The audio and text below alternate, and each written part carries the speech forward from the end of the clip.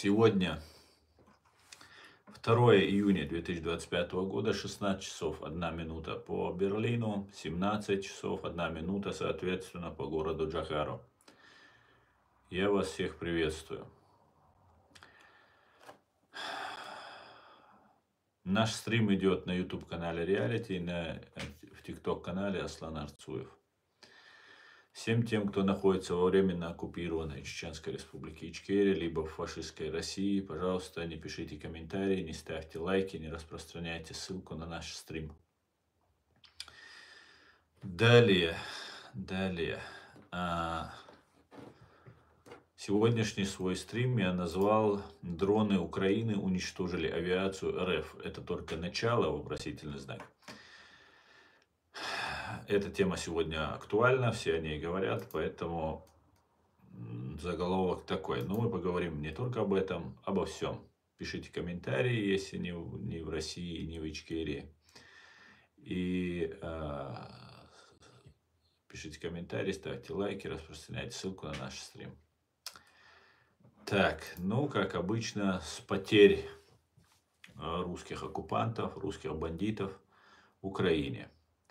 За прошедшие сутки уничтожено 1140 русских боевиков, 2 танка, 7 боевых бронированных машин, 48 артиллерийских систем, 2 антиаэркрафт системы, 256 БПЛА сбито, 3 крылатые ракеты, 137 автомобильной техники и цистерны и 2 спецтехники. Итого приблизительная цифра уничтоженных российских боевиков составляет 989 700 бандитов. Как-то так, друзья. Валейк салам, машуай ламет.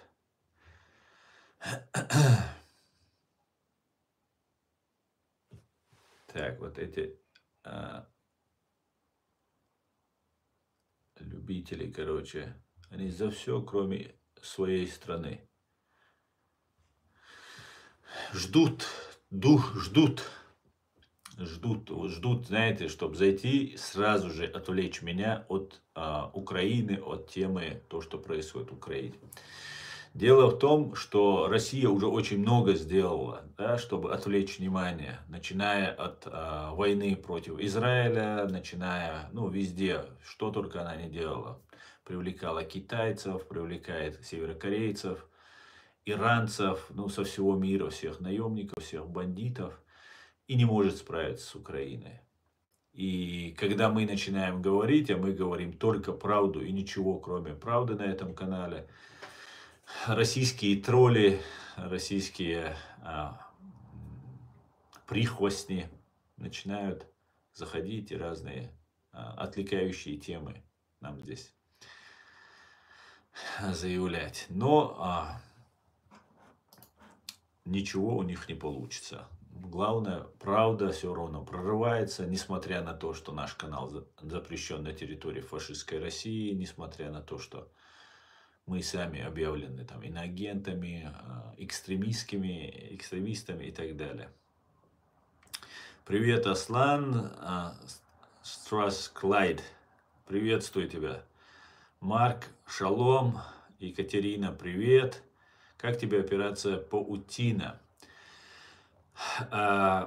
Отличная операция. Кстати говоря, я думал об этом. Я думал, почему украинцы не запускают дроны с территории России. Почему они этого не делают? Они, видимо, готовились к серьезным просто нападению, серьезной атаке. СБУ сообщает об целях 41 самолете, среди которых стратегические бомбардировщики, так сказать, носители ядерного оружия. Но при всем при этом некоторые говорят, что там от 9 до 13 уничтожено. В любом случае, так, у нас ТикТок вырубился. Вырубился ТикТок у нас. Вот тебе здрасте. 7 миллиардов ущерб, 34 летательных аппарата уничтожено, 34% летательных аппаратов уничтожено, 7 миллиардов долларов ущерб, 41 самолет. Да, говорят о 41, СБУ сообщает о 41, но вот в этом на настоящем времени говорят, что некоторые оценивают от 7 до 13 самолетов. Ну, это не столько важно. Конечно, важно, конечно. Эти бомбардировщики, они опасны не только для Запада, но и для непосредственно сейчас, в данный момент, они опасны для Украины. М, Поэтому, ну, как-то так. Поэтому а, может быть уничтожено и 41, может быть уничтожено и 7. Неважно, где-то может быть правда посередине. Правда посередине. Да, нет технологий, вы совершенно правы, нет денег. Ну, деньги они найдут, в принципе, они могут платить своим вот этим наемным боевикам, они платят. Поэтому технологий нет, инженеров нет, полностью согласен. Да и нет времени, понимаете, война идет. Россия грозится ядерным оружием. Сегодня смотрел одного военного преступника.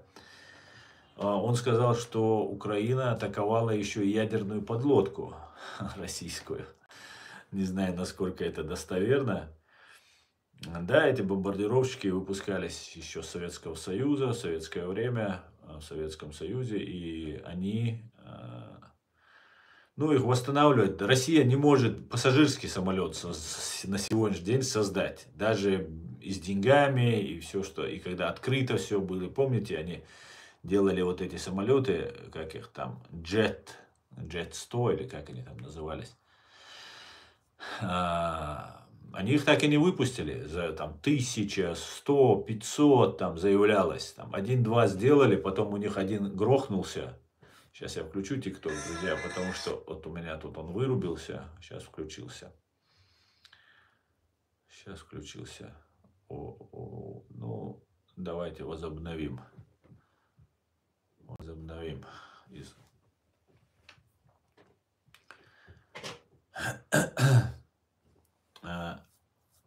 Спасибо, Ян, спасибо, друзья. У меня вырубился ТикТок, я его сейчас заново переподключился.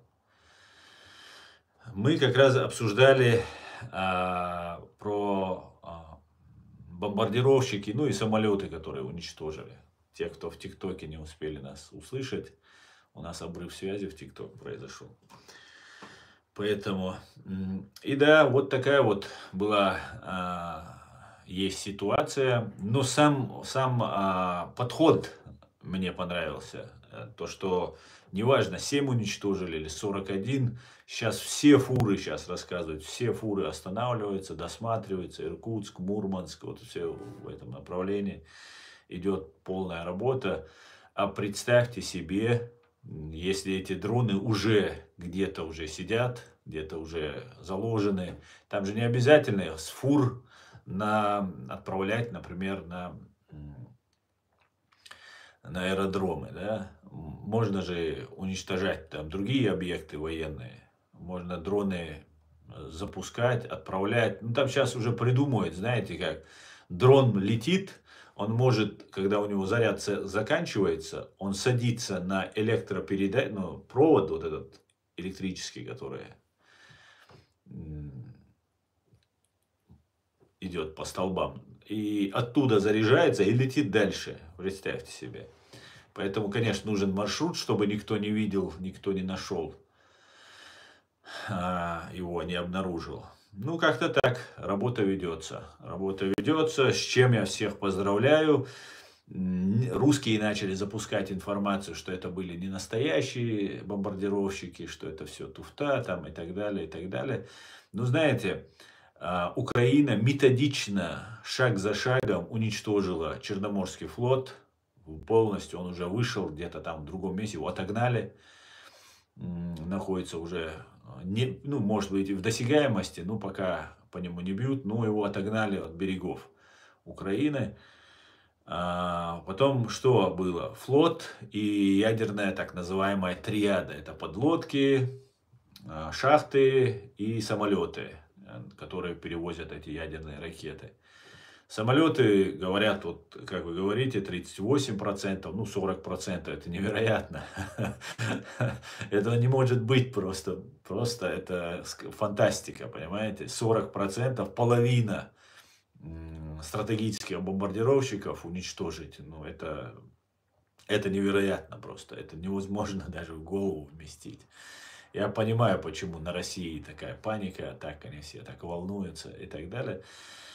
Но сам метод, который был применен, он тоже очень оригинален. Да? И я думаю, что таких методов, я думаю, будут еще такие методы. Потому что, ну, еще какие-нибудь, которые там в голове не укладываются. Точнее, мы уже понимаем, как они могут действовать. Но они могут действовать не с фур, например, а с чего-то другого как-то будет запускаться. Поэтому у России все плохо. И грозились они ядерным ударом, и все на Западе, все в Европе об этом только и говорят. Здесь все восхищены действиями Украины, потому что эти ядерные стратегические бомбардировщики напрямую угрожали Европе. Да, в шахтах есть бомбы, ракеты вот эти атомные. Эти шахты все известны. Самолет сложнее отследить, его можно перебрасывать в одну сторону, в другую. Россия большая. И ядерные подводные лодки есть. Атомные подводные лодки с ядерными ракетами.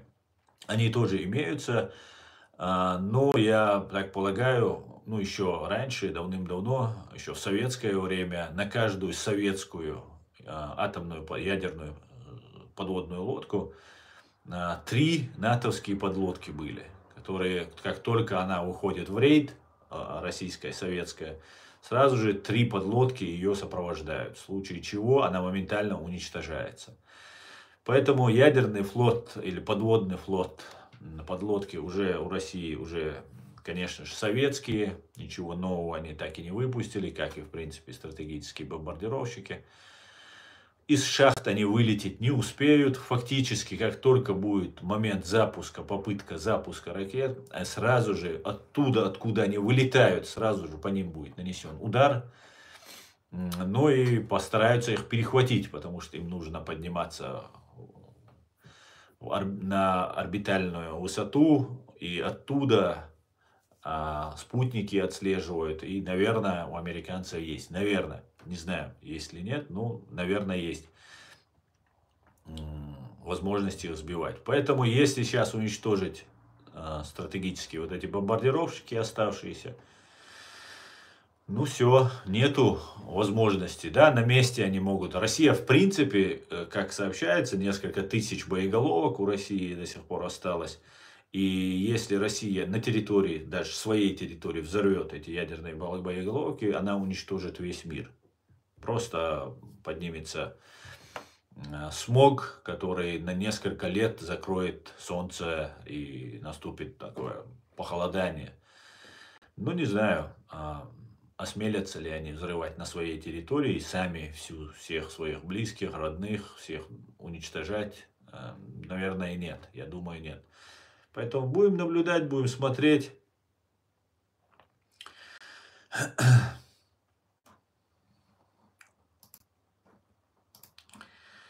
Поэтому вот такие вот, друзья, дела.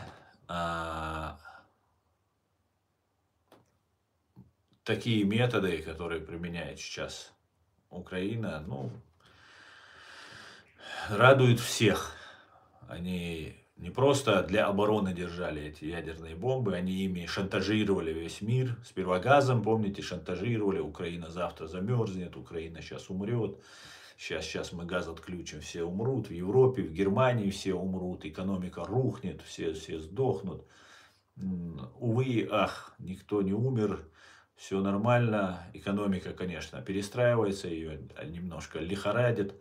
Но при всем при этом, например, могу сказать за Германию, у нее слишком много разных направлений в экономике, которые даже если что-то случается с одной отраслью, с одним отсеком, сектором, то другие абсолютно спокойно действуют. Это, говорит, очень мощная, сильная страна, Германия. Как-то так, друзья. Так, давайте посмотрим в ТикТок. Ты из какой страны, говорит Саба? Я в Германии живу, я в Германии. Where are you from? I live in Germany. Так.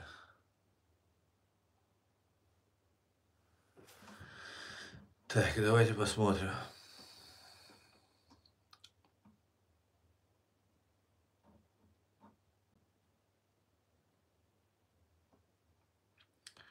Давайте почитаем комментарии в YouTube. Вас надо шлепнуть, говорит Андрей.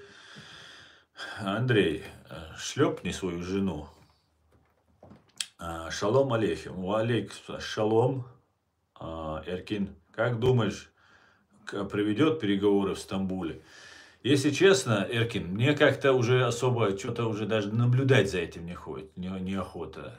Разговоры какие-то. Я считаю, на мой взгляд, Россия уже капитулировала, ушла под Китай, точнее, отстегивает что-то Китаю, отстегивает что-то Америке, отстегивает, ну, Америке, я думаю, США она отстегивает. И пытается Путин просто выжить. Задача Путина выжить.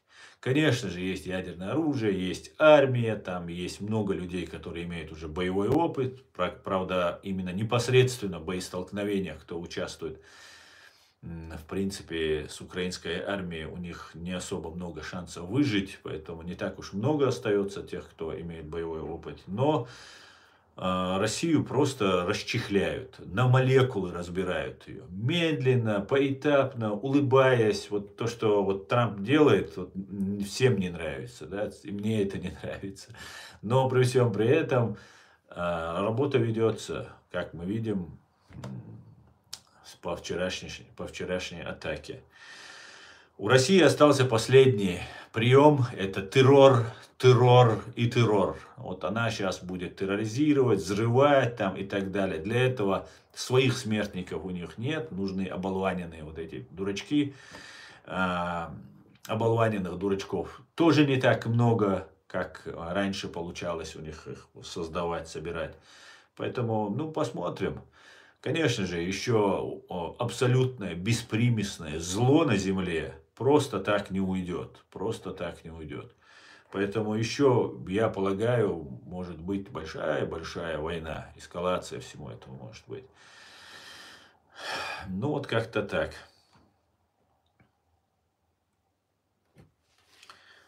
Салам алейкум из Ташкента, Самарканда, из Украины. Алейкум салам.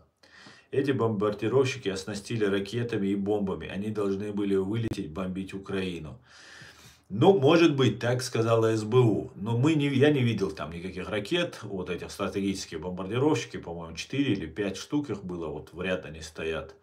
Я пытался разглядеть еще что-то. Но мы все могли не увидеть. Все нам СБУ могло не показать. Поэтому, скорее всего, нам все не показали. Поэтому будем исходить из того, что говорит Украина. Ну, правда, где-то посередине, конечно, между 7 и 41. Ну, пока будем все валить тогда на Малюка, на главу СБУ, что если он нам пропаганду впаривает, значит, будем говорить, это он нам впаривал. Просто со ссылкой на Малюка, на СБУ. Поэтому будем говорить так. Но в любом случае феноменальный, шикарный, крутой, какие еще эпитеты можно применить к этому. Ну, шикарно, супер, отлично, молодцы. Слава Украине, слава ЗСУ. И не часто хвалю СБУ, и СБУ тоже всего хорошего.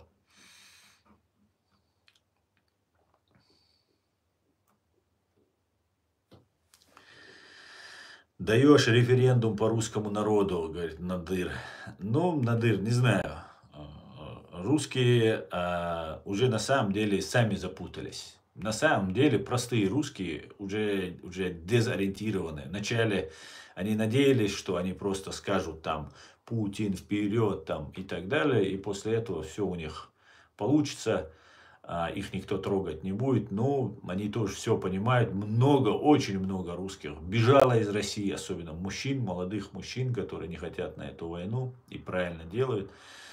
Поэтому русскому народу, хочет он или не хочет, придется становиться самостоятельным, без этого КГБ. Посмотрим, посмотрим. Ну, я думаю, дай бог, чтобы я оказался неправ, я думаю, нас ждут еще огромные, огромные потрясения. Огромные. Посмотрим. Ян, ты вернулся? Спасибо за подарок, Ян. Меня тут блокировали. Что-то случилось, точнее. 34% треть. Да, 34% это треть, я все понимаю. Я думал 38%, но знаешь, говорили, что какие-то эксперты там обсуждали, и я исходил вот из этой мысли, которая в голове вертелась, что треть, они не боеспособны. Ну, типа не летают, их надо ремонтировать, там какие-то запчасти им докупать, еще как-то их там, ненадежные, треть. И только 2/3 они есть. И вот из этих 2/3 половина, 40%, больше даже половины получается, если из 2/3 уничтожено. Это, конечно, очень круто. Почти 40%, конечно, успел. Пускай это будет не 40%, пускай это будет даже 10%. Но представьте, как это было сделано. Это в любом случае это успех. Шикарнейший. Ты иноагент. Да, я ичкерийский агент. Это да. Меня Русня признала в конце концов. И я призываю всех чеченцев, что вас тоже признала Русня, иноагентом надо действовать. Не сидите без дела, друзья, не сидите.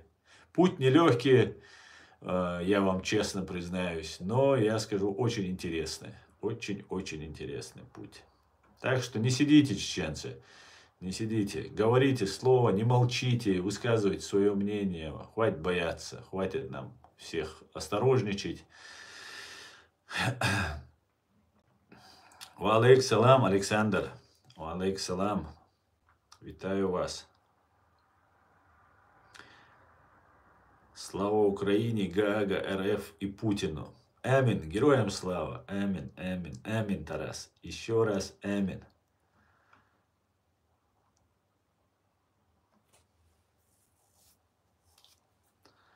Около 5500 ядерных боеголовок. Колоссально, конечно. 5500 огромное количество. Огромное. Огромное количество. Даже если их 1000, представьте себе. Как жить дальше? Даже не знаю, как жить дальше. Вообще мучаюсь, уснуть не могу. Так.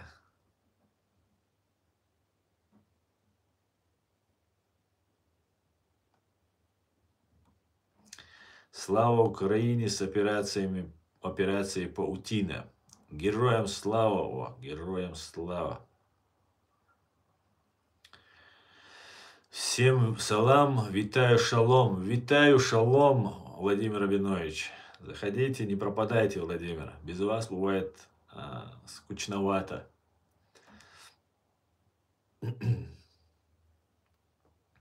Ой, сколько тут набежало, так и набежало. Аслан, украинцы могут повторить. Да, это точно. Украинцы могут. Это они показали.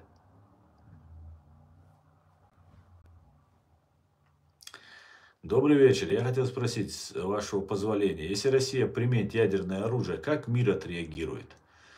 Я думаю, моментально просто прилетит обратка. Как только они запустят свои эти ядерные ракеты, хоть одну, моментально прилетит обратка. В этом я не сомневаюсь. Я думаю, уже все готово к этому. На самом деле, знаете, такая, может быть, я не прав, конечно, но мне кажется, американцы и Запад ждут, чтобы пошли на этот шаг и моментально ответить. Просто они готовы.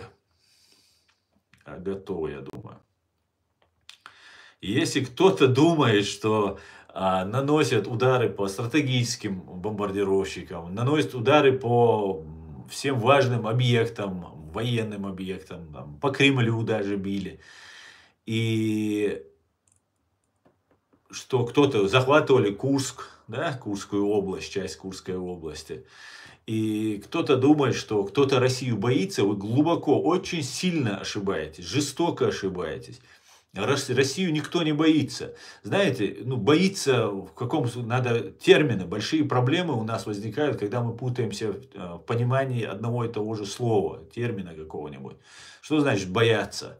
Бояться, например, нам наступить в жижу какую-нибудь неприятную.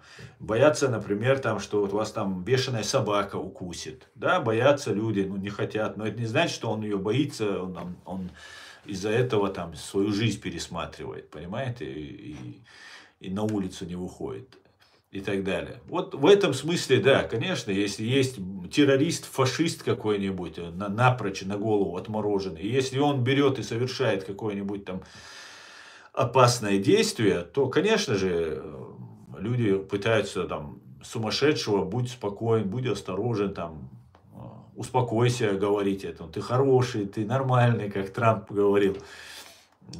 Поэтому в этом смысле никто не боится Россию, ну, в другом смысле, да, конечно, никто не хочет. Все хотели жить, зарабатывать, созидать. Россию пустили, вы, русские, сами не понимаете, что вы сделали. Вы совершили геноцид чеченского народа. И вы сделали все, чтобы представить нас исламистами, террористами, какими-то радикалами, сумасшедшими, вывести нас из вот цивилизованного общества. И вам это простили. Представь, все, ну, все, не знаю, многие, конечно, не понимали, но спецслужбы многих стран западных прекрасно понимали, что мы никакие не радикалы, не исламисты, боремся за свою свободу просто. Как сейчас это делает Украина. И вот, несмотря на все вот на это, вас пустили везде, вовсюду вы были. Знаете, как вот эта сказка золотой рыбки, когда вот и этого ей мало, и того ей мало, и того ей мало. А потом бац, и снова перед своим разбитым корытом сидит бабуля. И как раз на бабушку ваш Путин похож. Вот и сидит ваша бабушка. Вот и все. А вы подвержены этой пропаганде, подвержены этой фашистской идеологии, человека-ненавистнической идеологии русизм, начали завоевывать какой-то Киев, это не русские сами по себе хотели этого. Простому русскому, если ему в голову вот эту пропаганду не забивать, ему это нафиг к черту не нужно. Это были ваши КГБшники. Они стали миллиардерами, у них все отлично, и эти миллиарды нужно передать своим детям, стать дворянами, такой род запустить, такой великий род там каких-нибудь Патрушевых, великий род Путиных, великий род там Бортниковых там и так далее. Уже раздавали уже свои эти разные медальки, вы уже там на английскую корону уже метились, там, что вы с ними там роднились, там у вас есть один генерал Лебедев, да, новую газету, которую возглавлял. Его сын там лордом, пордом, мордом кем-то там стал, пэром, сэром там стал в Британии. И вот в этом плане вы, русские, ничего не имеете, не говоря уже о нерусских россиян, которые там проживают. Это вообще второй, третий сорт. Обычные русские тоже не особо первый сорт или высший сорт. Высший сорт это КГБ. Ну, их обслуга там из военной вот этой мерзости, по-другому не назовешь российских военных. И вот вы все побежали за этим. Да, вы не могли ничего сделать. Я признаю это. Честно я могу сказать. Вам в оправдание русским я могу сказать, вы ничего не могли сделать. Вы в 91-м, 2-м, 3-м годах могли что-то сделать. Вы могли это сделать даже в 94-м, 5-м, 6-х годах, когда вы геноцид над нами творили, над чеченцами. Но вы почувствовали запах крови, вот эта пропаганда, которая вам накладывалась там днем и ночью, закладывалась в ваши мозги. И вы сказали, хорошо, мы согласны с этим. Нам нравится, чтобы чеченцев убивали. Нам нравится эта кровь. Каждый день. Вы это, может, уже забыли. А я это все видел и запоминал. Понимаете? Каждый день вы показывали наши трупы. Каждый божий день вы убивали нас. Каждый день вы сжигали детей, женщин. И вот эта ненависть и безнаказанность вас набиралась, набиралась, набиралась. И вы подумали на брата. Вы же их братьями называли, украинцев. Представьте себе, как низко вы пали. Ваше вот это беззаветное желание убивать, оно уже дошло до такой степени, уже целое поколение выросло. На нашей чеченской крови вы стали тем, кем стали. Понимаете? И Украина, кстати, вам помогала в этом. Не вся, конечно, некоторые украинцы воевали из-за нас, но по большей части Украина и весь остальной мир вам все простили, вам все дали. Все, делайте, что хотите, живите в своей стране, ну не лезьте дальше. Нет, мы Великая Россия, мы там Киевская Русь. И это обман. Это не ваша история, это украинская история. Киев – это их земля. А вы, русские, много-много разных народов, которые объединили еще давным-давно. С Ивана Грозного и так далее. Когда вы там, Петр вас собирал, всех там, Мокши, Чудь, Медь, там, кто только не собирается. Даже внешне посмотрите на себя, русские. Кто-то из вас азиатской внешности, кто-то из вас скандинавской даже внешности. Понимаете? Голубые глаза, белые волосы там, и так далее. Это абсолютно разные народы собрались в едино и переварили их, как американцы. Только одна небольшая, как говорят в Одессе, разница. Американцы как свободные люди объединялись, а вас как рабов объединяли. Понимаете? И вас заставляли забыть свою историю. И вам вот Киев оттуда произошел. Да, и славяне, конечно, жили на этих территориях. И вы пошли туда. Зачем? Зачем вы это делали? Зачем вы убиваете людей? Зачем вы вот эту свою человека-ненавистническую идеологию, русизм, навязываете людям? Зачем? Я не понимаю просто. Это самое страшное, что вы сделали. Вы этого не замечали. Но народы истреблялись вами. Понимаете? Чеченский народ сейчас, в данный момент, находится на грани исчезновения. Язык чеченский внесен в ЮНЕСКО список исчезающих языков. И это сплошь и рядом. Сплошь и рядом. И другие народы, которые проживают. Посмотрите, буряты, посмотрите, якуты, посмотрите, кто этот был, Шойгу у вас. Вот эти все народы просто уничтожаются, спиваются, уничтожаются. Никакого образования, ничего им, никакого будущего у этих народов нет. Ради какой-то кучки людей, которая сидит в Москве и все это себе загребает. Ну, в Москве и в других городах, которые управляют КГБшники. Понимаете? Вот что вы делаете. Вот к чему вы привели. Ну, что поделаешь.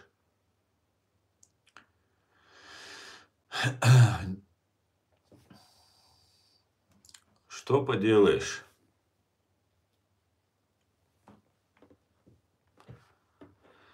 СБУ крутые спецслужбы, особенно после того, как туда пришел Малюк. Ну, я просто не следил за этой ситуацией. Я с недоверием отношусь к КГБ, УССР, с КГБ вообще в целом.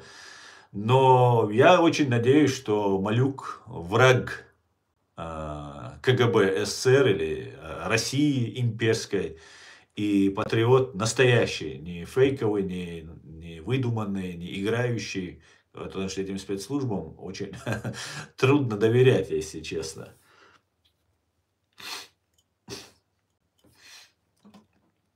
Как-то так. Ну и в Украине еще ничего не вычищено, на самом деле. Агентура КГБшная, она до сих пор есть. Слава Ичкерии. Героям слава, САО. Героям слава. Путин отправил в один конец 1 миллион русских. Да, абсолютно так. И знаете, мне кажется, он от этого получает удовольствие. Он, мне кажется, от этого тащится. Понимаете?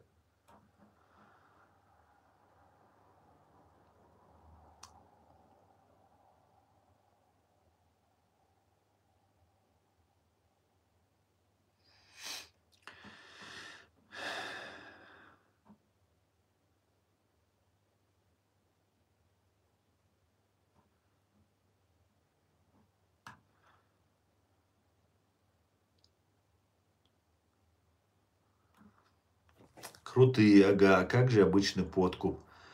Нет, ну я не исключаю, что и подкуп был. Я даже не исключаю, что само ФСБ провела эту операцию. Для того, чтобы себе завоевать индульгенцию, чтобы их оставили в покое. Я это не исключаю. Очень даже возможно. Может, за деньги. Вполне возможно. Все что угодно. Россия это просто страна коррупции, одна сплошная. Все это знают.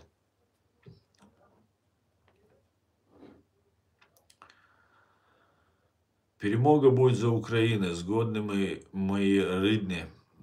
Да, победа будет за Украиной.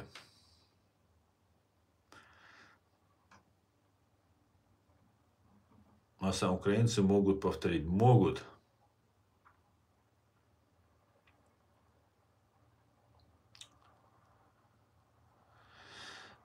В России было только 16 бомбардировщик дальнего следования. Ну, может быть, не знаю.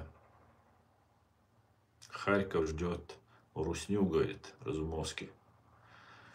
Ну ладно, тут сказки придумывать. Харьков не ждет.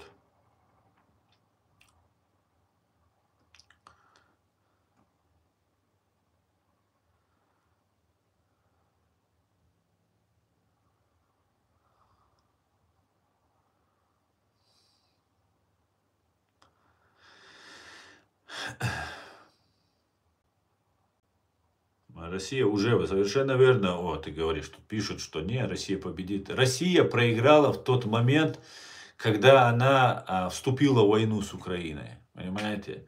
И вот за пятачок так раз, капканчик схватил, и все. И теперь делай, не делай, бесполезно. Стратегически Россия проиграла. Она отдаст Китаю часть, она отдаст Америке часть, она Англии отдаст. Конечно же, Украине она будет выплачивать. Это неизбежно произойдет, понимаете? Неизбежно. Россия, которую так там расхваливали, так много говорили, что никогда не проигрывала, очень даже хорошо проигрывала. Очень даже. А сейчас она проиграла всему миру просто. Весь мир на стороне Украины. Да, бьет Украина. Но мы говорим, Украина, украинские воины там сражаются. А кто дает информацию, кто дает там снаряжение, все обучает, помогает. Весь мир помогает, лечит, беженцев принимает. Все это делает, финансирует. Все это делает весь мир. Поэтому, увы и ах, русские, успокойтесь. Я вот искренне, честное слово, я сегодня шел, думал, елки-палки, уже любой вчерашний еще ваши друзья, вас, которые десна целовали, они вас уже считают за долгом пнуть. А я уже думаю, а зачем я буду тогда их пинать уже, если уже все пинают. Это когда нельзя было говорить Путин террорист, я говорил Путин террорист. А когда все говорят, это уже не актуально. Наконец-то услышали. А я над убитыми или ранеными не злорадствую и не добиваю. Я благородный чеченец, если что. Поэтому одумайтесь, не несите эту чушь, ну и кроме троллей, конечно, тролли-то на работе, да и тролли тоже, понимаете, ваша страна, вы уничтожаетесь, самоуничтожаетесь. Никаких шансов у вас нет, никаких. Да, вы еще можете убить 1 миллион человек, вы можете убить еще 100 миллионов человек с вашим ядерным оружием. Это, да, конечно, миллиард вы можете убить. Даже все население планеты вы можете, просто взорвав у себя на территории вот эти свои тысячи боеголовок, можете уничтожить всю Землю. Ну, ради этого существовали вы, значит, оказывается. Значит, вы сатана, вы дьявол, вы самое худшее зло на этой земле, если вы все человечество убиваете.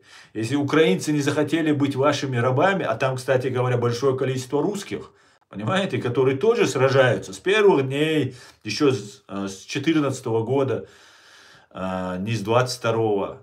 Гибнут, увечья получают. Русские, обычно самые настоящие. Да? Когда-то разные были народы, но сформировались, уже русская нация стала.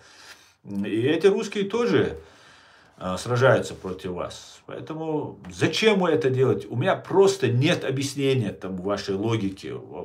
Почему? Да, КГБ, я понимаю, они новым дворянством хотели стать. Они хотели вот эти миллиарды и эту Россию из поколения в поколение передавать, как КГБшники втихаря передавали, да, новый сыночек, дочка, в КГБ устраивают. И вот по папиной, по маминой линии идут.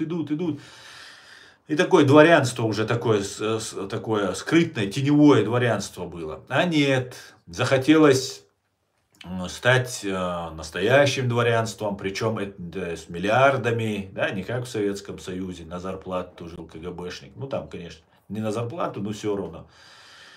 А захотелось стать миллиардерами на яхтах, там, в мире вообще, ногой дверь, там, по-русски, дверь открывать ногой, там, заходить, там, в любой кабинет, там, хамить, грубить, там, мы русские, мы можем, мы повторим, там, и так далее. Так люди же тоже не лыком шиты, понимаете? И люди тоже не дадут себя обижать. Это нужно было понять нужно было, что вам дают. Понимаете? Вы проиграли, русские, вы проиграли. И не потому, что сегодня по самолету ударили, с первых дней вы проиграли. Вас не оставят. Даже если просто Путин оттягивает конец свой. Вот каждый день 1000, 1200, 1500 убитых, раненых. Это все инвалиды. Кто-то сиротами остался, дети чьи-то остались сиротами. Кто-то инвалидом вернется. Это он без ноги, без руки. Посттравматический синдром вот этой войны. С войны не возвращаются. Понимаете? Война, она всегда остается. Особенно ты видишь эти ужасы, которые там происходят. Друзей теряешь, знакомых теряешь. Только что ты разговаривал, через минуту его уже нет в живых. На куски на твоих глазах разрывается. Это никогда из головы не уходит. Это останется навсегда с этими людьми. Зачем?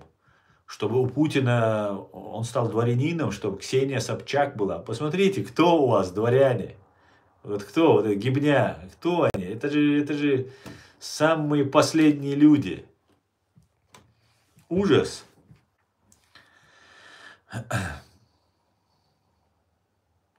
Я не знаю, кто вы, но вы предатель Родины, получается.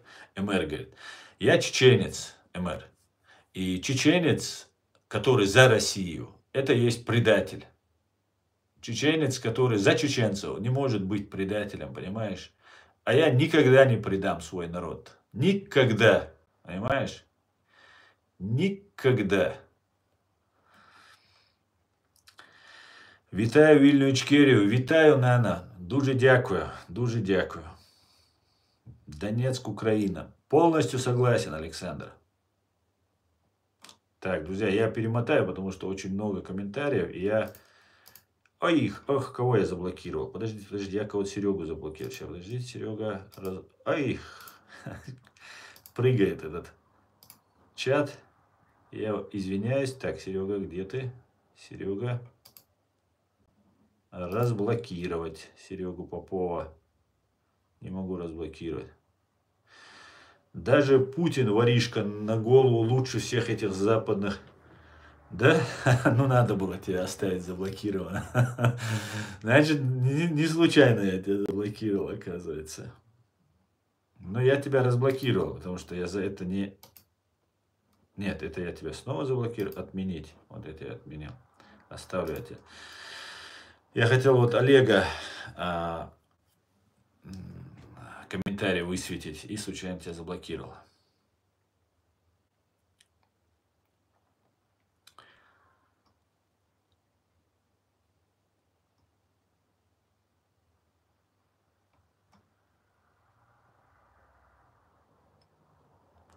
Русские не виноваты. Да, русские вообще не виноваты. Виноваты, все виноваты. Чеченцы, евреи, там, американцы, украинцы, все виноваты. Русские не виноваты.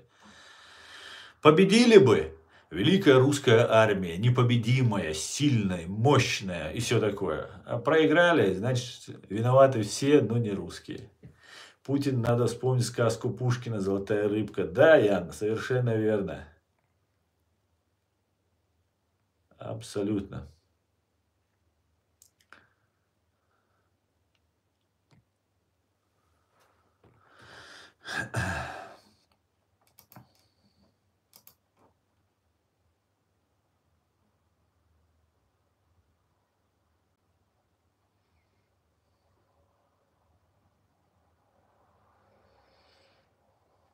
Кадыров за Россию. Он предатель, по-твоему? Класс наш строим, говорит. Ну, а разве нет? Что ты вкладываешь в слово предатель? Если ты и твой отец объявляют джихад России, понимаешь? Мы всегда говорили слово газоват. Я недавно только понял, чем отличается газоват от джихада.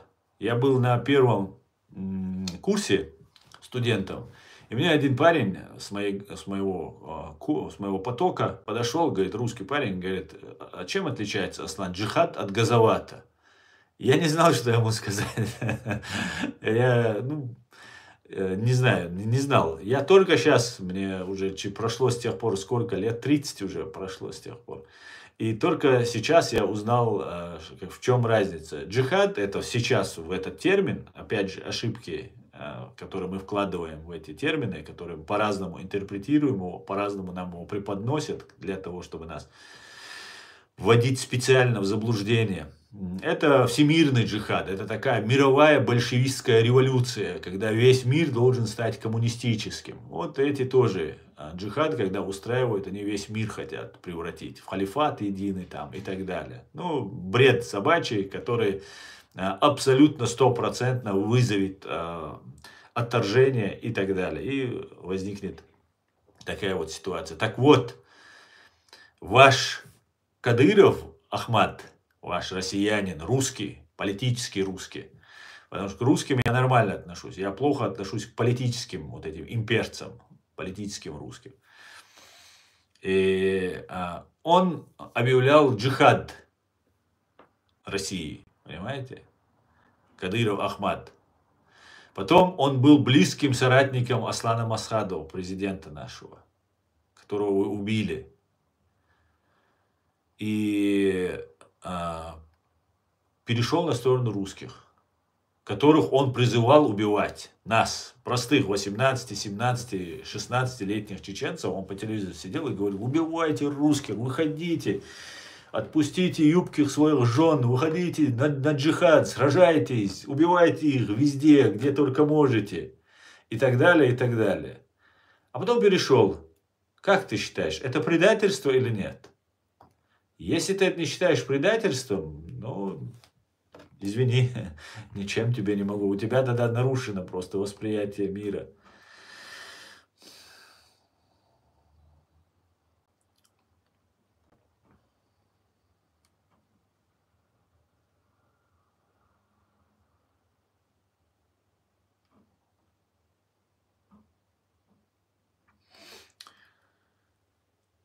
Да.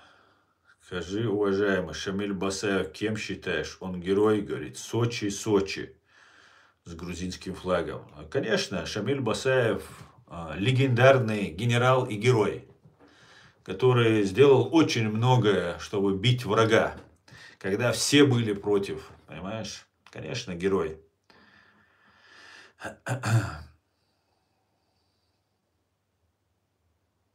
Благородства у тебя нет, говорит, ты еврейский пропагандист, то есть на службу у их денег.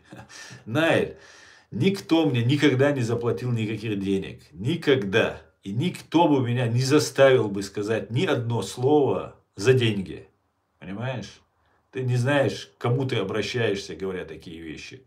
А если я сказал, что Израиль прав, когда 7 октября ублюдки заскочили и убили 1200 просто невооруженных, в том числе женщин, детей, людей, называть меня за это пропагандистом, пожалуйста, делай, что хочешь, говори, что хочешь. Но это неправда.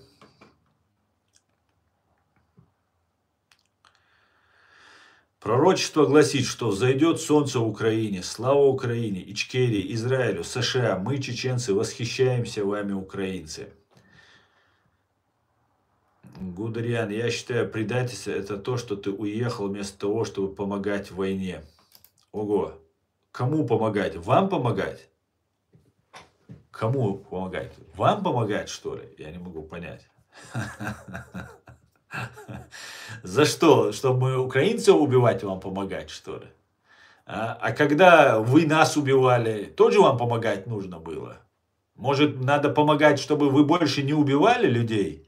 Может, нужно вас остановить в конце концов? Если вы не можете сами остановиться, сами свою власть свергнуть, так как нету никакого гражданского общества в России, понимаете?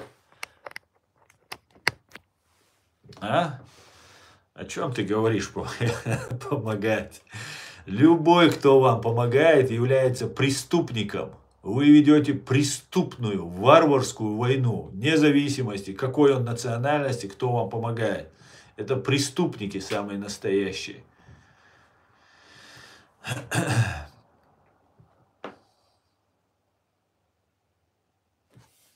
Слава Джахару Дудаеву. Героям слава, Богдан. Героям слава. Нет плохой нации, есть плохие люди. Абсолютно, Евгений, я с вами согласен. Я с вами согласен.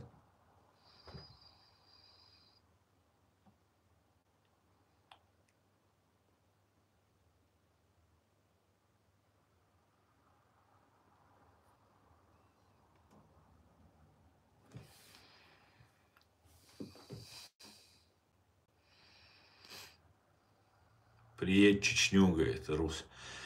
Обязательно я приеду. Все идет к тому, что я очень скоро туда приеду. Очень скоро. Слава Украине. Героям слава, Сергей. Скажи, кто виновен в смерти детей в Беслане? Говорит, смотрите, Сочи. Россиянин поставил грузинский флаг, начал про Басаева, говорит, переключает меня на Беслан. Я уже столько раз снял видео, но про то, что там в Беслане произошло. И просто зайдите в Google и откройте «Матери Беслана» сайт. Или там просто найдите «Матери Беслана». И они стоят в майках на 3 сентября, очередной годовщине смерти своих детей. Это матери, это не вы. Не вы, которые тут сидите, чушь гоняете. Это матери, которые пережили смерть своих детей.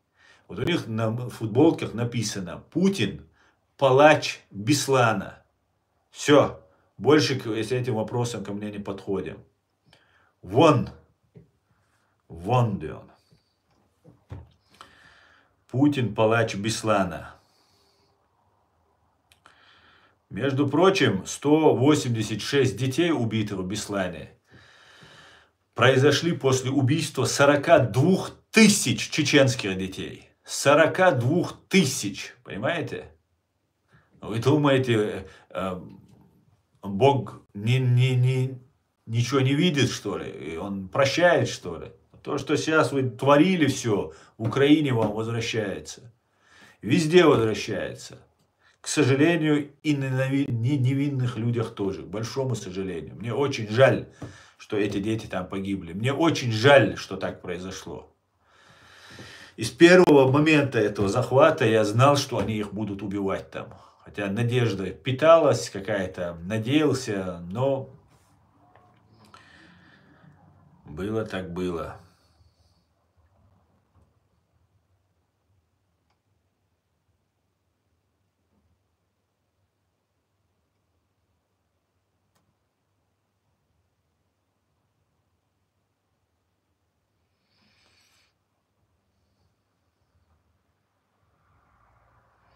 На России за раз 20 миллионов мусульман. Олег, я думаю больше. Я думаю больше. Я думаю, если они официально говорят 20, то там как минимум 30, если не больше. Так как Россия всегда занижает, где ей нужно, и завышает, где ей необходимо. Московиты аннексировали имя России, они не славяне. Карл Маркс «Капитал», говорит Микола. Не буду спорить, украинцы лучше знают свою историю.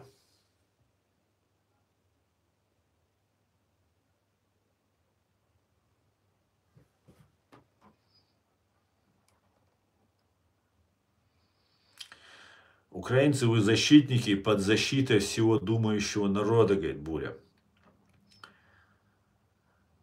Солдаты Третьего рейха тоже кричали «Слава Великой Германии». Не находите схожесть? Чем закончился Гитлер, все знают. Да, я помню, как вы «Слава России» кричали, «Бей хачей, спасай Россию». и так далее, и так далее. Все это мы помним отлично, очень хорошо помню. Лаура, спасибо. Спасибо от всего сердца.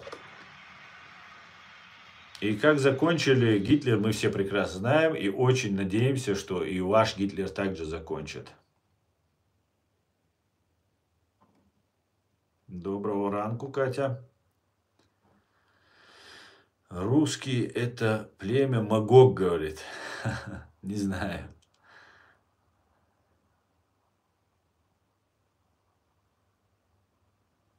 Ассаламу алейкум, свободные. Все будет Ичкерия. God bless Америка. Уалейк салам, Шамиль.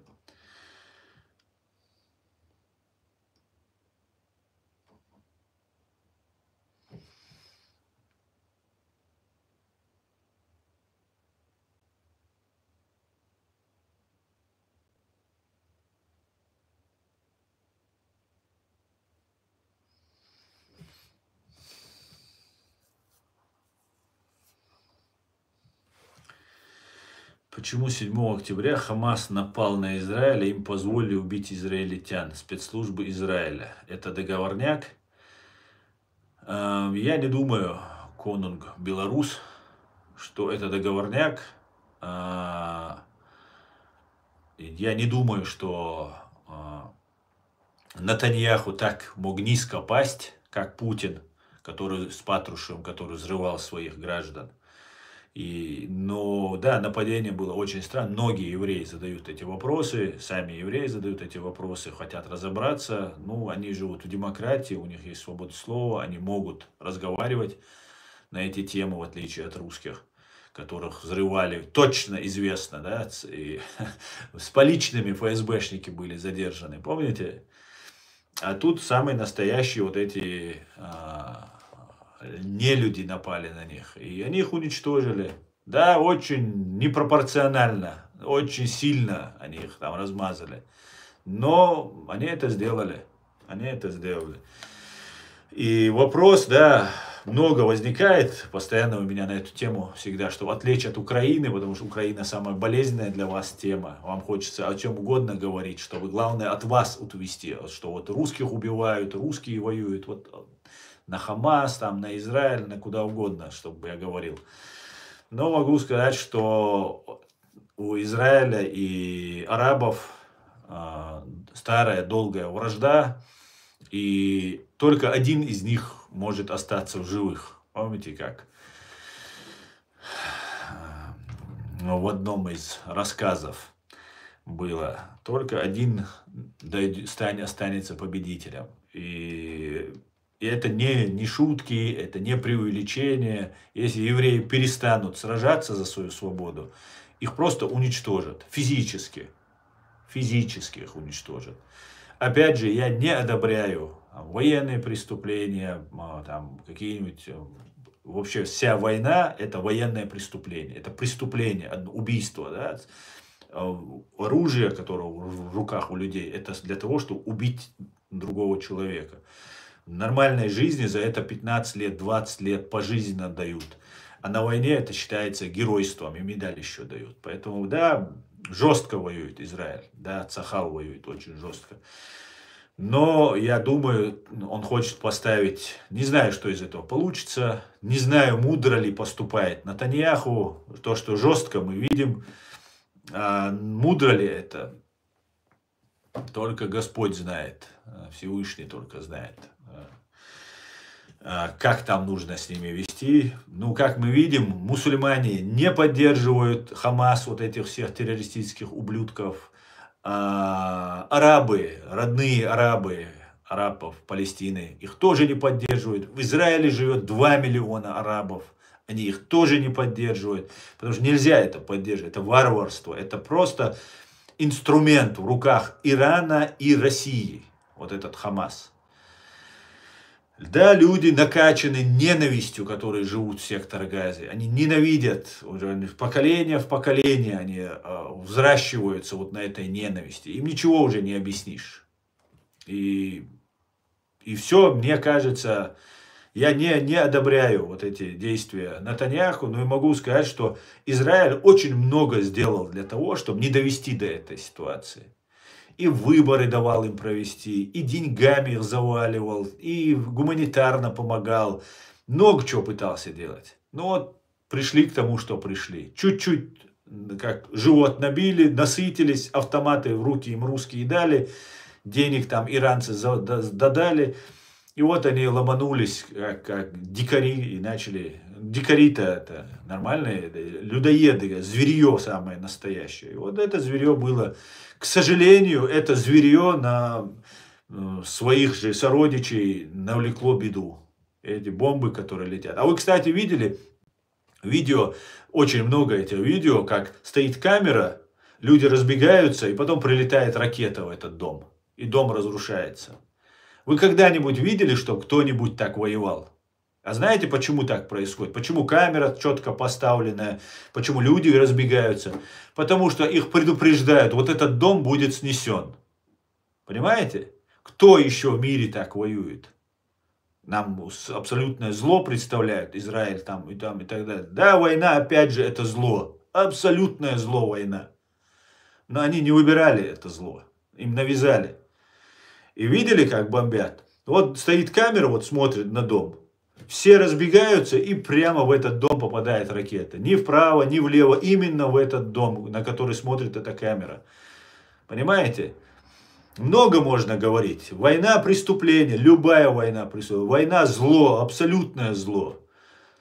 Даже оборонительная война. Даже защищающаяся война. Это зло. Но они не выбирали эту войну. Им или утопиться, да, в море, или же в печах сгореть. Вот это выбор им предлагаете. Вот и все, что нужно исходить. Дайте людям также право жить, существовать.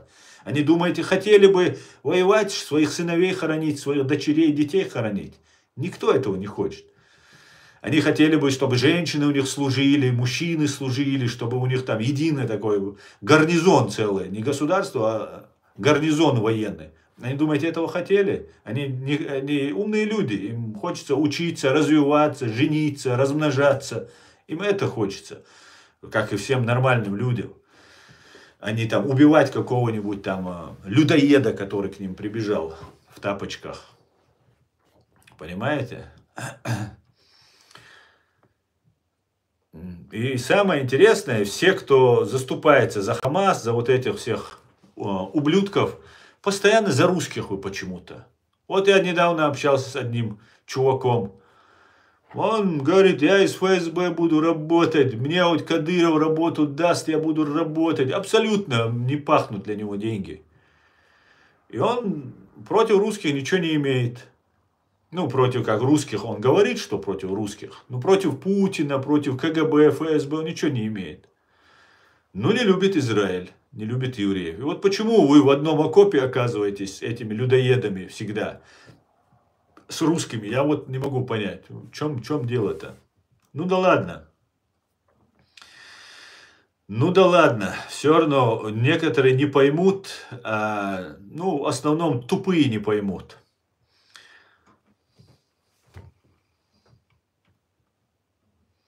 Давайте комментарий ваш почитаю. Потому что Путин равно Хамас. Да, спасибо, друзья, за подарки, спасибо. Да, абсолютно согласен, божественно.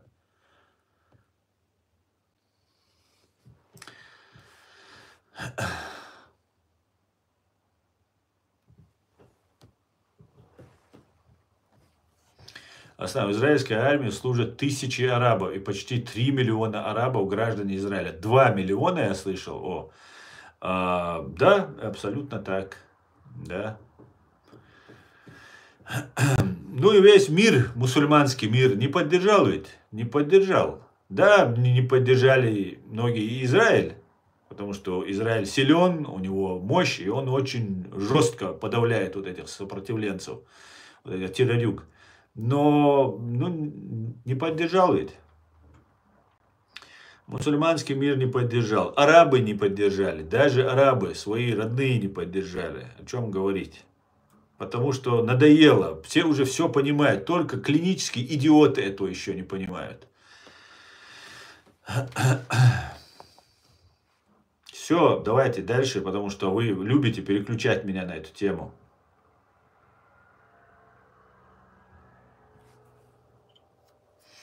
Нет, я с тобой не согласен, Мичара. Да я край комментарий или что тут случилось. Ты тут всех не бань подряд.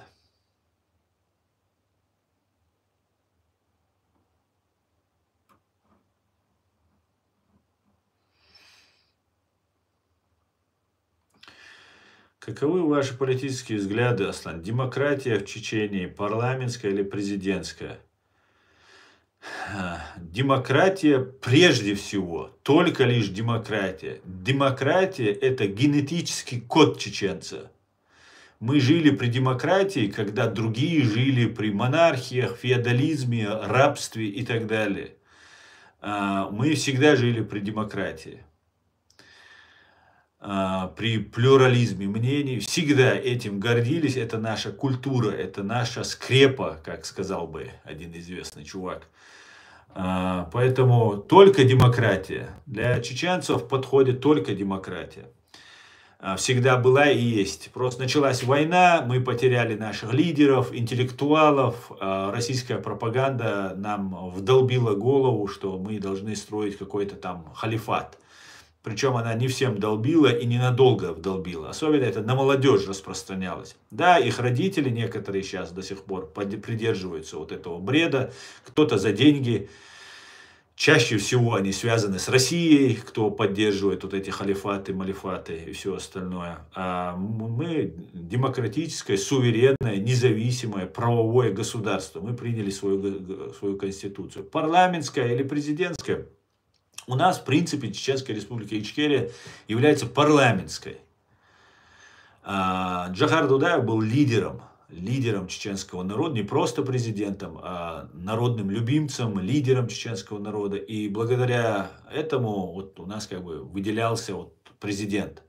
А на самом деле у нас по большей части полномочия больше у парламента даже, чем у президента. Как-то так.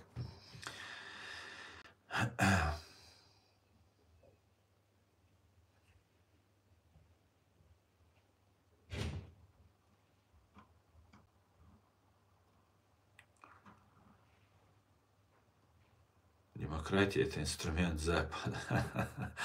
Демократия – это инструмент Запада. Говорит, ну ты иди подучи матчасть, что такое демократия, узнай.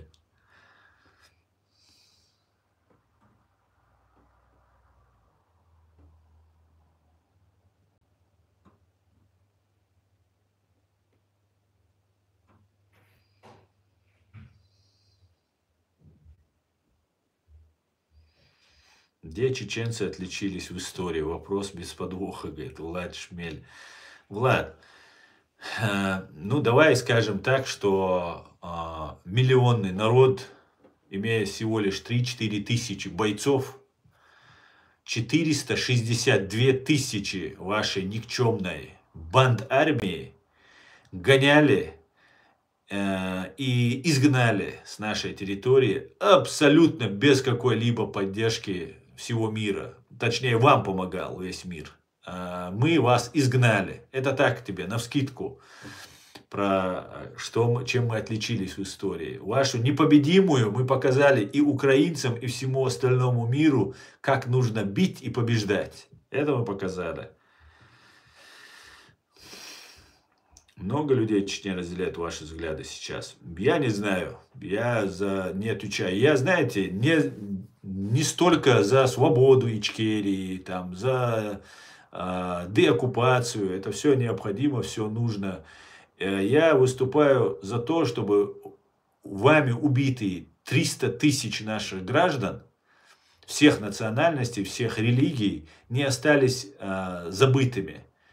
Вот для этого я здесь сижу. Понимаете, никаких политических ни амбиций, никаких устремлений у меня в этом плане нет, не было и не будет никогда.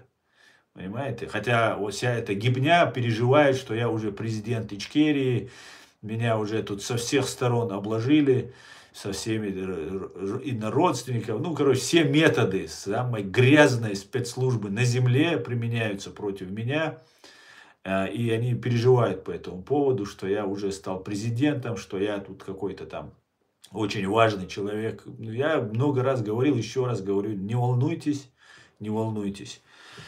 никаких с моей стороны политических подвижек не будет. Вы увидите. Я все уйду в небытие. Откуда пришел, туда и уйду. Кто разделяет мои взгляды? Не знаю. Я за эти 300 тысяч говорю. За убитыми вами людей.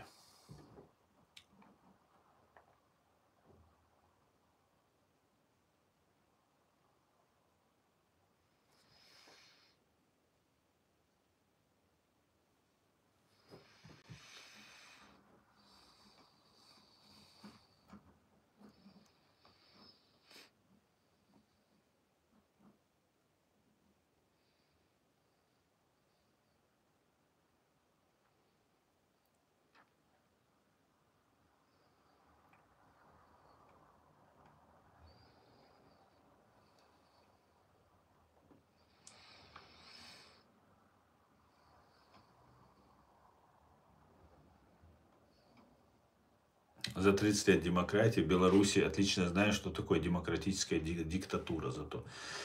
Вы считаете, что в Беларуси у вас демократия? Вы считаете, что у вас какие-то выборы проходят, да, настоящие, честные и так далее? Вы знаете, что даже если бы у вас настоящие честные выборы были бы в демократическом, свободном обществе, то есть в народном обществе, понимаете, демократос, народовластие, если власть находится у народа, то не только сами выборы правильно проводятся, без нарушений, без подтасовок, вбросов, но еще и сам процесс конкуренции, политической конкуренции происходит на законных основаниях, на прозрачных, честных основаниях. Да, конечно, в политике всякая грязь бывает, но при всем при этом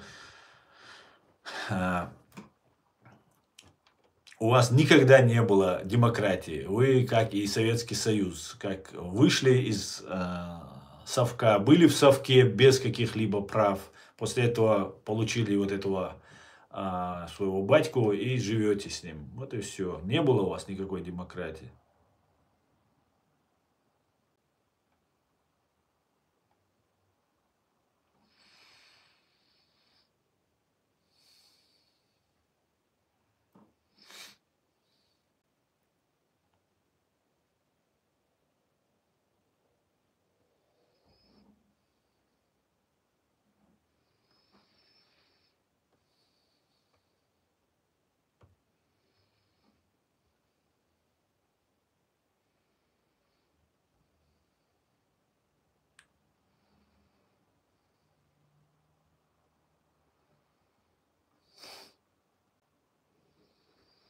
У Русичей была демократия, говорит. Вполне возможно, не буду спорить.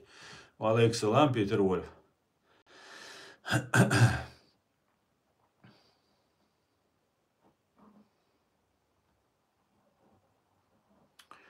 Что случилось? У нас то набегут боты, 1000 человек, потом раз и разбегаются.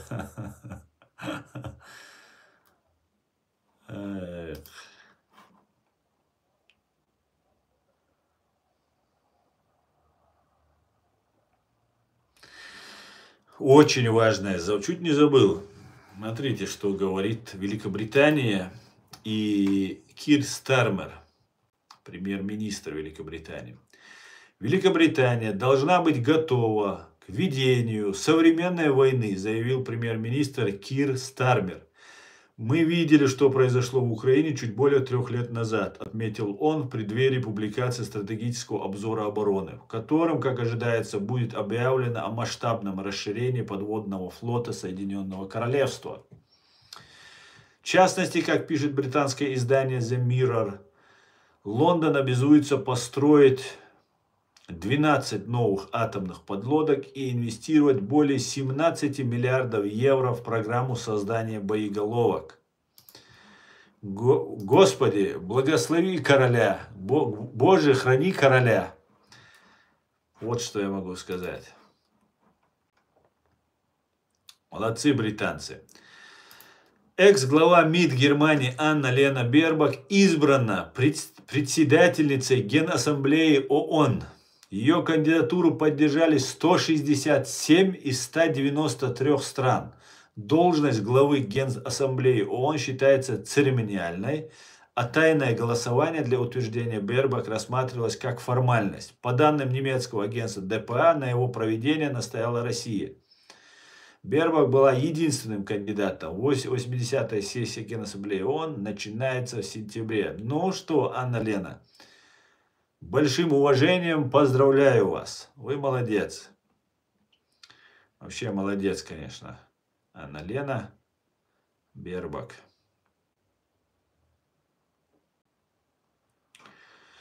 Далее новости. Северные, это все от Deutsche Welle на русском. Северные, балтийские и центральноевропейские члены НАТО заявили о поддержке Киева в его стремлении в Североатлантический альянс.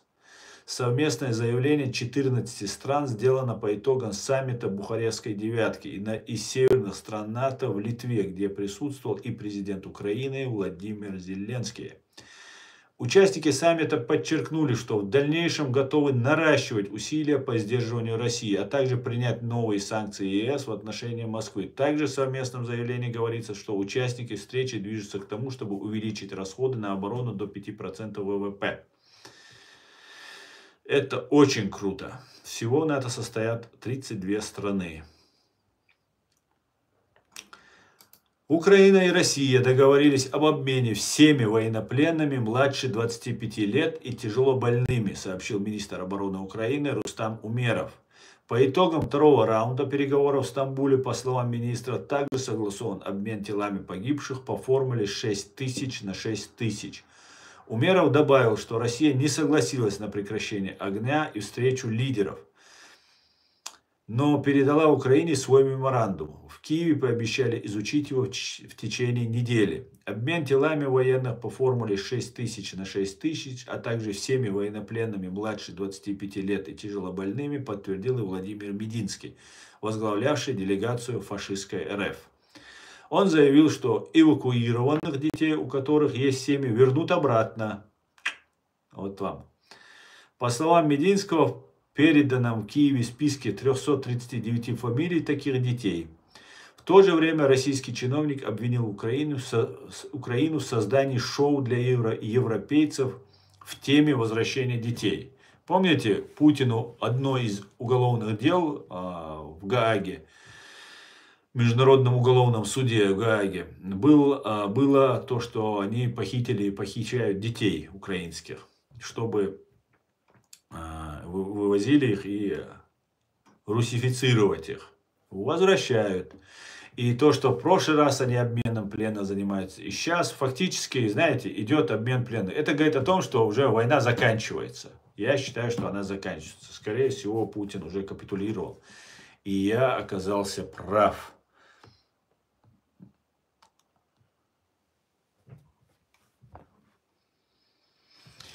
Первые итоги второго раунда переговоров России и Украины в Стамбуле. Переговоры продлились лишь около часа и шли на русском языке, сообщает российское госагентство ТАСС. Их продолжение сегодня не планируется. Делегации улетят из Турции. Вот и ответ, кто-то мне задавал, что вы ожидаете там по поводу вот этих переговоров и так далее. Ну вот. Хорошо обменивают, слава богу, людей хоть, ну и тела возвращают, и пленных обменивают, и слава богу. Россия капитулировала уже, все идет в этом направлении. Стороны обменялись документами и готовят новый обмен военнопленными, сообщил Владимир Зеленский. Источник ТАСС подтвердил, что Россия и Украина обсудили вопрос обмена пленными, результатов будет объявлено дополнительно, пообещал он.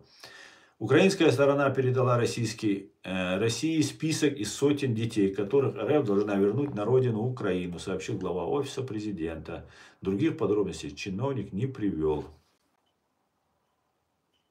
Ну вот, как-то так. Аналитики, давайте информацию о 41 уничтоженном самолете немножко подвергнем сомнению.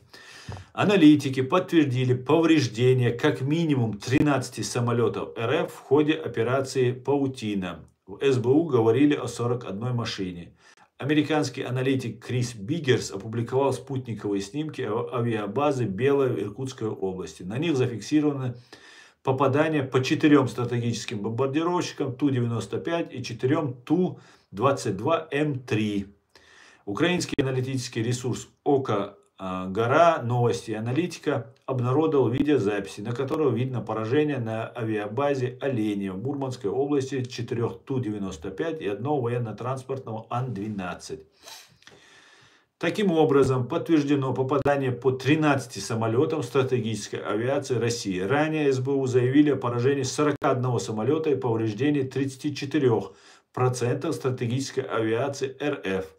Независимых подтверждений этой оценки нет. Немецкий аналитик Юлиан Рёпке писал, что речь может идти о 22 самолетах.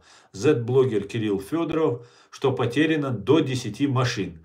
Британский журнал The Economist пишет, что всего до атаки у России было около 90 действующих Ту-22, Ту-95 и Ту-160. Но даже если это 13 всего лишь самолетов, то это тоже 15%, 17-18% тоже хороший результат, я вам скажу.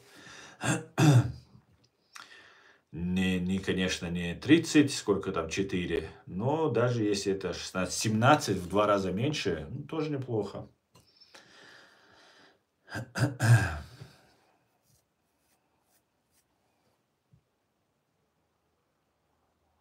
Тоже неплохо, да, так? Легко говорить. Это феноменальная операция. Это супер операция, друзья. Супер. Из-за того, что это еще не подтверждены, не все возможно подтвердить. Хотя, я думаю, американцы могут найти по спутнику найти эти самолеты. Да, могут. Думаю, да.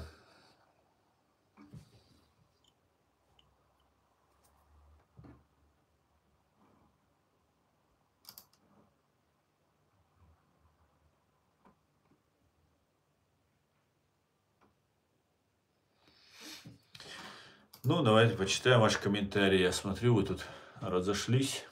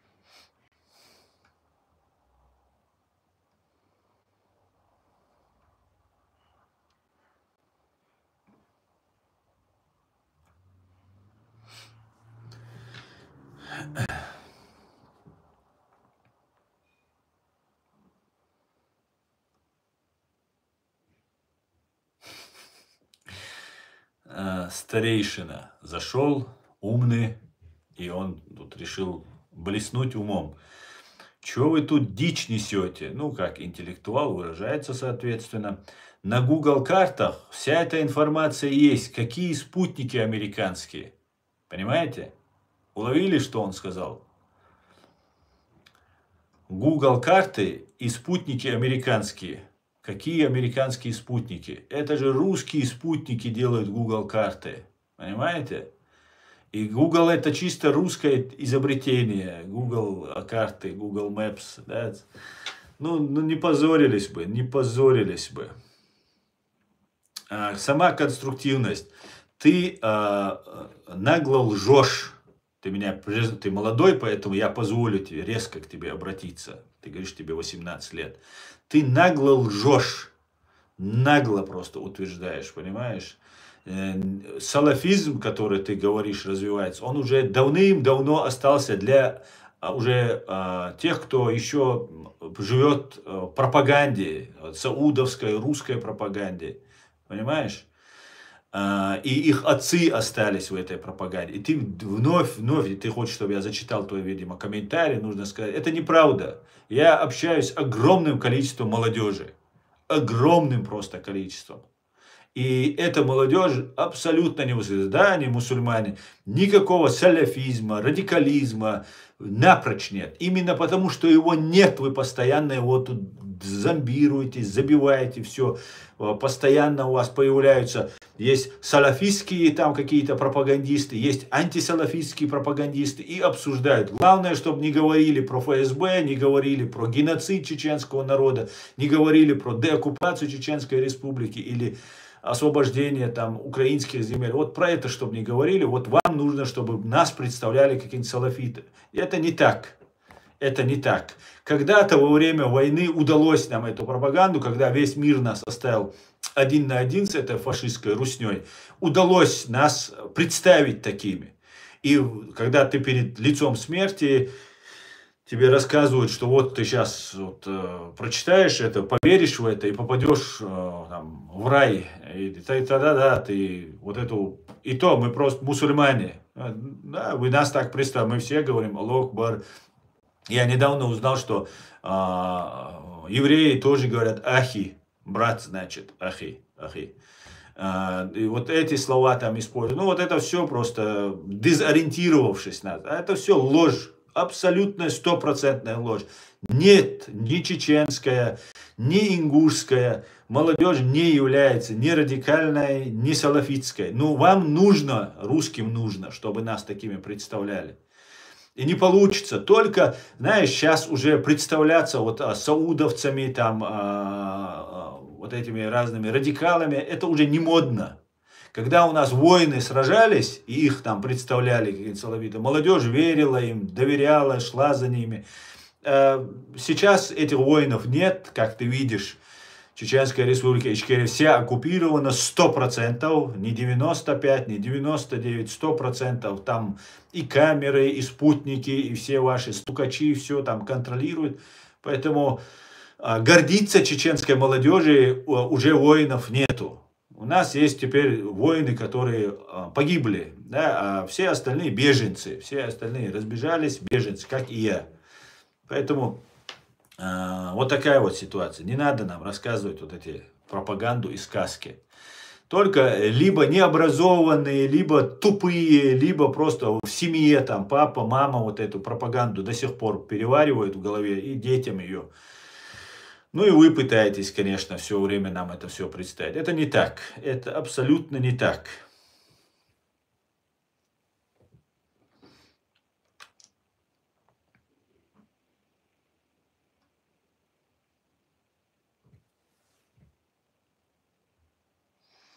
Почему сейчас у молодежи ваххабистские бородки? В 90-х не было. Это мода, это мода. И знаешь еще, это я считаю, что многие прячутся за этой бородой. Многие просто не осознают, но Кадыров носит бороду. Все, посмотрите, все вот у Кадырова, у всех вот этих прорусских, у всех у них эти бороды. Усы сбритые, вот это оставленное, вот они носят. Это тебя защищает в какой-то степени. Ты вот становишься, ну, жертва моды. Жертва моды. Наши воины носили бороды, и молодежь копировала их, повторяла, гордилась ими. Вот и все. Сейчас чеченцы должны не воевать, и кто хочет воевать, вон театр боевых действий в Украине, и оружие есть, и все там рады, кто хочет, может пойти и защищать Украину, и биться против многовекового врага нашего общего. Чеченцы должны учиться, развиваться, зарабатывать деньги, становиться сильнее, умнее и так далее. И всех, кто связан с фашистской Россией, кто служит фашистской Русне, их выявлять и публиковать. Валейкум салам, Абдул. Вот эти разные заходят отметиться. Ассаляму алейкум ва рахматуллах. Ассаляму алейкум. Мы всегда говорили ассалам алейкум. А появились ассаляму алейкум ва рахматуллах. Начали говорить. Не знаю. Наверное, нравится кому-то. Это прием ФСБ. Две лжи говорят, и народ между ними путается. Абсолютно, Фаиза, абсолютно точно. Знаете, как делается вообще? Берется, вот правда есть, и вот есть ложь. Правда отделяется, остается ложь. Ложь делится на две части. Одна ложь больше похожа на правду, другая меньше похожа на правду. И вот как вы правильно говорите, Фаиза, вот между этими двумя ложьями, большей ложью и меньшей ложью, и начинается. А правда, она маргинализируется, ее в сторонке, ее где-то в уголок забивают ее, а ее победить нельзя. Правда, истина, это правда. Она рано или поздно восторжествует. Но для того, чтобы она не восторжествовала, по крайней мере, на их век, пока они живы, пока они у власти, они обманом к власти приходят. Все дело ради денег и власти. Они много-много создают симулякров, много лжи создают. И вот мы все спорим, доказываем, там, ругаемся там, за эту правду, а правды нет там. Правда вообще где-то в стороне, ее бурьяном уже заросла, или там песком занесло ее. Вот и все, вот и вся это.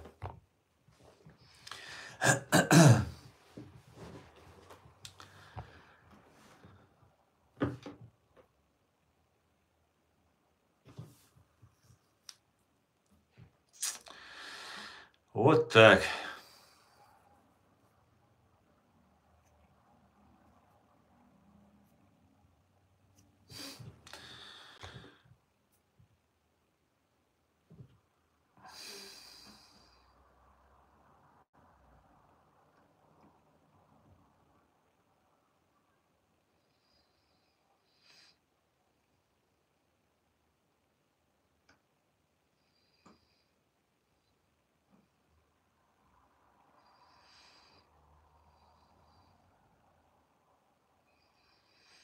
Валейкум салам, позитрон. Салам алейкум. Валейкум салам. Валейкум ассалам. Когда я вижу украинца с бородой, говорит, мне кажется, что вижу викинга. А когда вижу русского с бородой, то мне кажется, вижу араба. Так они же братья. Они же братья родные. Арабы и русские.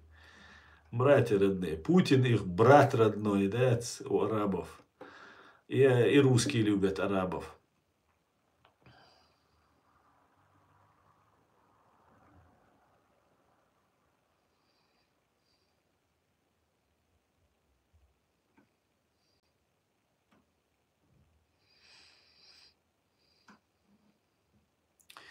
Валейкум салам, Осман, Машо. Было. Вынужденно приходится. И все-таки, мне кажется, Фанки Сол, хорошо, я услышал твое мнение. Шахбат Рабалданов. Я не понимаю, где ты был, откуда ты появился. Вот у нас чеченцев уничтожали. 30% убили. Где вот ты там, воин Аллаха ты там, или кто ты там, где ты там был все это время? Где вы все были просто? Все, кто нас пытает, чеченцев, учить чему-то, как нам жить, какими мусульманами нам быть, какую демократию нам выбирать, с кем нам союзниками быть, какой путь развития нам выбирать. Я вас всех вот вместе беру и за русским кораблем вас отправляю. Договорились? Понятно вам? Все просто собрались все вместе и вон за русским кораблем. Баванетка, витаю тебя. Живе Беларусь, Баванетка. Рашизм – это фашизм. Да, это русизм. Особая человеконенавистническая идеология.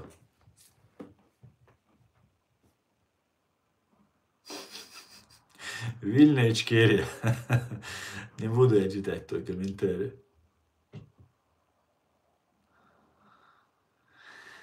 Вы тоже фашист, раз делите людей по национальному признаку. Никого я не делю по национальному признаку. Я делю просто на русистов, на политических русских, которые империалисты. А русские, которые не империалисты, просто этнически русские, вот сформировалась такая нация русские. В Украине они живут, у нас в Ичкерии они жили, здесь в Германии они живут, ну, везде русские есть. Я к ним отношусь абсолютно спокойно, абсолютно нормально.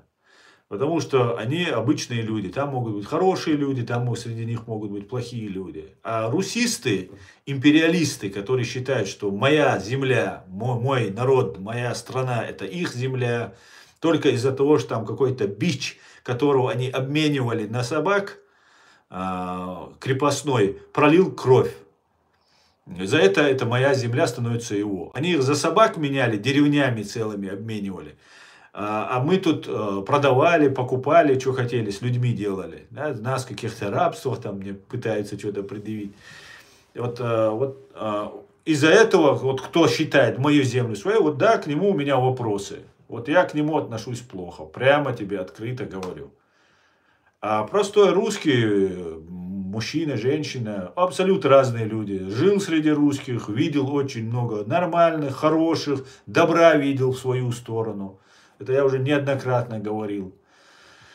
Но если он империалист, имперец, да пошел он к черту. Кадыров он, не знаю, Путин он, какая мне разница? Это фашист. И все. Кадыров, который не умеет по-русски два слова связать, это такой же русский, политический русский. Это имперец. Он служит этому империализму. Он даже не осознает, ему бабки дают, вот он прислуживает. А вот эти ваши идеологи там разные, там Дугины, Мугины, Невзоров сейчас переобувшийся и многие другие, да, фашня самая настоящая, фашисты. Без преувеличения.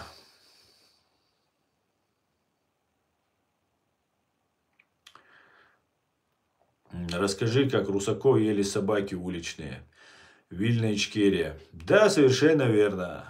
Ели трупы убитых русских солдат, которые пришли нас убивать.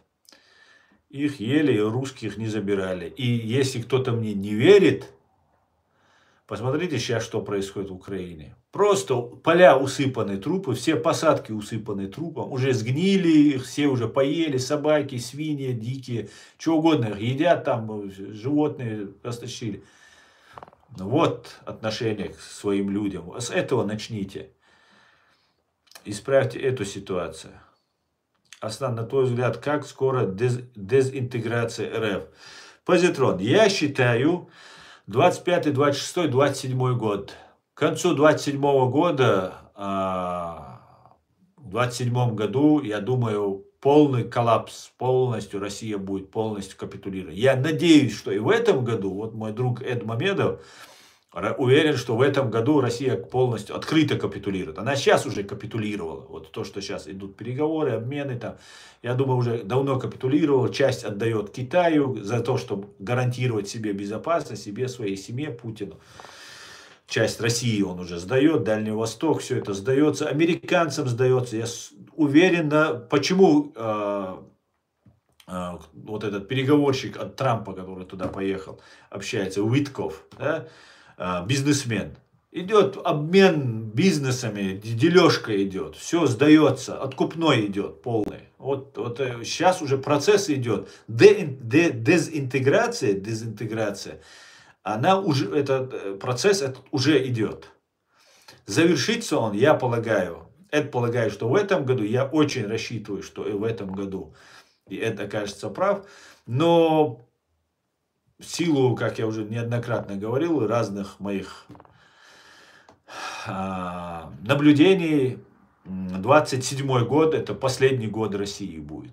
Я думаю, не знаю, могу ошибаться, конечно. Да, Джохар Дудаев говорил об этом еще в 95 году. Джохар Дудаев по поводу чего? По поводу того, что собаки их ели, или по поводу того, что России наступит конец?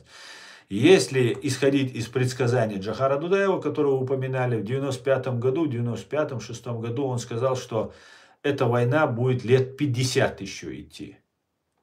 То есть вот Россия, которая развязала имперскую вот эту войну по восстановлению былого величия, так сказать, до 40-го года это может протянуться. Это тоже мы не можем исключать. Но я полагаю, что к 27 году будет полный коллапс, да, фашни, полная капитуляция. Да уже сама Россия, уже русские устали уже, надоело им это все. Ни за что. Украинское солнце, я верю в это. Да, Вильна Ичкерия. Дай бог. Ну, только не хотелось бы до 45-го года это тянуть. Точнее, если 50 лет, то до 45-го, с 95-го. Ну, посмотрим. Посмотрим. Мы свободны. Пока мы не покорились, мы не сдались, мы свободны. Если у тебя нет сил победить, то пусть хватит сил не покориться, сказал Джохар Дудаев. И на этом я свой стрим заканчиваю. Всего самого хорошего. Все будет Ичкерия. God bless Америка. Слава Украине. Ам Израиль Хай. Всего хорошего, друзья. Адикёль, маш ойль. До свидания.